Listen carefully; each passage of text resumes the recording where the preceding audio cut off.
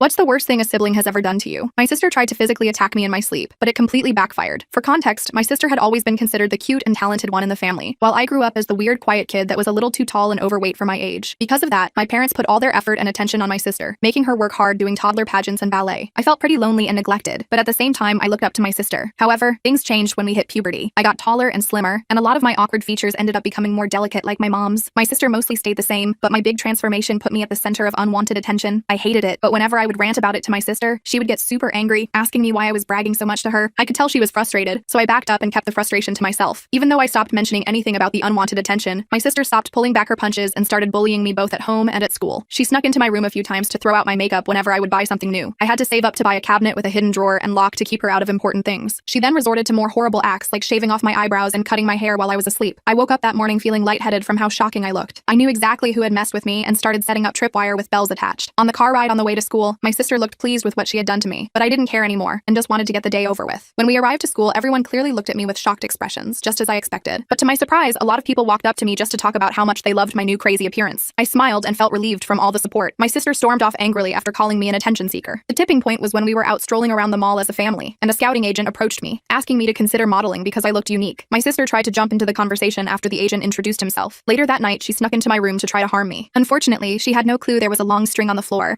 and the ringing bell scared her. She tripped out, and the corrosive bowl of acid she had taken from our chem class splashed onto the floor and furniture as well as her hands and face. She screamed out in agony, and my parents rushed into my room to drag my sister to a hospital immediately. By the time she arrived, the chemical burns had disfigured part of her face. Out of embarrassment over the situation, my parents lied to everyone, saying that the case was an unfortunate accident. But knowing the cold truth, my parents did their best to keep us separated. But ever since the attack, I have been adding more strings in my room out of fear for more attacks. I added more tripwires and kept the door locked tightly, but still spent nights without sleep.